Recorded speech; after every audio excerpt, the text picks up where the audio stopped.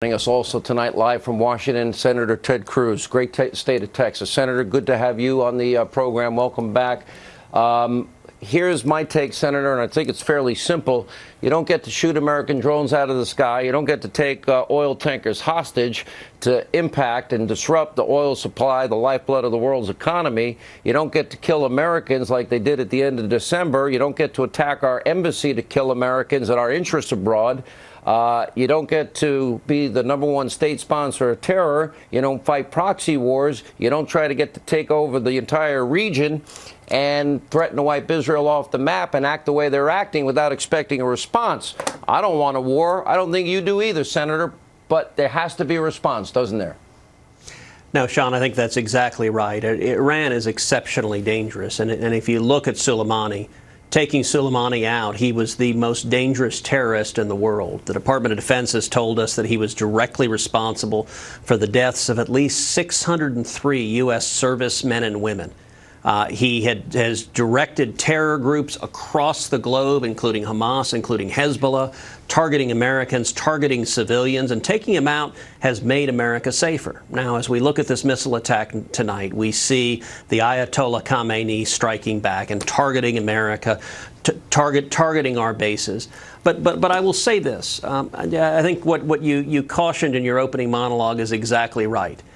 Which is that we are not going to get into an extended land war in the Middle East. We're not going to do it. And when you see Democrats in the media lighting their hair on fire and saying we're headed to World War III, this is hysteria driven by the fact that they hate Donald Trump, because it used to be the case that we could all come together and say that when there's a terrorist who's targeting Americans, in this case Soleimani had just directed an attack on the U.S. Embassy in recent days, that taking out a terrorist targeting Americans is a good thing. I commend President Trump for following principles of peace through strength, but at the same time, we're not going to be sending our sons and daughters into harm's way for an extended land battle in the Middle East. Senator, amen to everything you just said. And, you know, one of the things we should be thankful for, living in the greatest country God above ever gave man, this country, the United States of America, is our brave military and our sophisticated weaponry.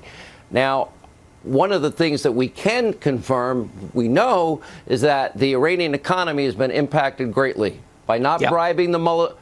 Whoever thought of the idea of bribing mullahs and bribing Kim Jong-il would work? I don't know where that mindset comes from. It's not one I understand completely. But the question is this. They have 3 major refineries in Iran, Senator. 3. I would imagine those refineries blew up one day. They got themselves a hell of a domestic problem, because that's going to result in major poverty for the people of Iran. And if they want regime change, that's up to them. Maybe we can help them with arms and help them, you know, in some ways, but we're not sending our sons and daughters there. Well, and if you look at Iran policy, I think you've seen a dramatic shift. Under Barack Obama, as you noted, the policy was appeasement. The policy under the disastrous Iranian nuclear deal under Obama was to give over $100 billion to Iran.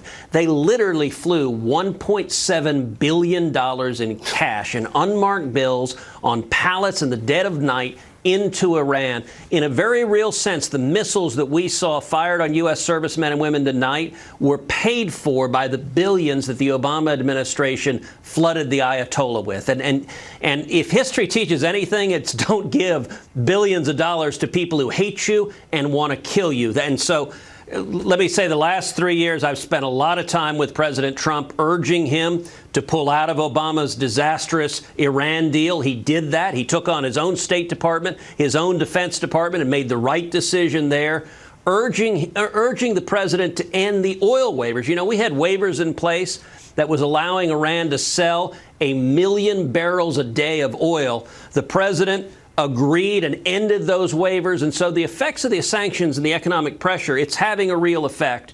But we need to stand up to the Ayatollah Khamenei is a radical religious zealot. He hates America. He literally chants death to America, and he calls Israel the little Satan and America the great Satan. The way to deal with threats like that is not through weakness, but rather through strength. And I think we saw that in taking out Soleimani this past week. Do you believe, as I do, because you're right, you keep saying over and over again you want to wipe a country off the map, and that would be Israel, and then they're the little Satan, we're the big Satan. All true. Do you believe that that ideology that you are rightly describing ever got a hold of nuclear weapons? Do you have any doubt, because I don't, that they would marry the ideology with the weapons and the world could face a Holocaust of monumental proportions? We did lose over 100 million souls in the last century, sir. Look, I think you're exactly right, and it's why I've said for many years that the biggest national security threat facing America is the threat of a nuclear Iran, that the Ayatollah Khamenei, if he gets nuclear weapons, the risks are unacceptably high that he would use them, that we would find that out through a mushroom cloud over Tel Aviv or New York or Los Angeles. I'm not willing to roll those dice. A theocratic lunatic should not be allowed to acquire nuclear weapons. We stopped funding it. We stopped the deal flooding them with billions.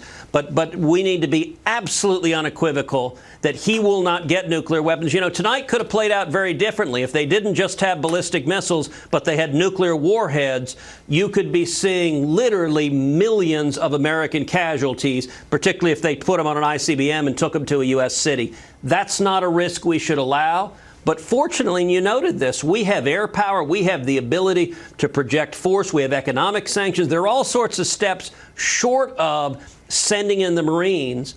And our mission should not be. Sometimes Republicans have gotten off track and have thought that our mission should be to turn foreign countries into democratic utopias. I don't want to turn Iran into Switzerland. I think it would be a wonderful thing for the Iranian people if they overthrew the Ayatollah and if they ended this tyranny and oppression. But it's not the job of our soldiers to go in and risk their lives to do that. It is the job of our soldiers to keep America safe, and killing terrorists is a very good way to start. Senator Cruz, great commentary, as always. Appreciate you being with us on this busy breaking news night. Now,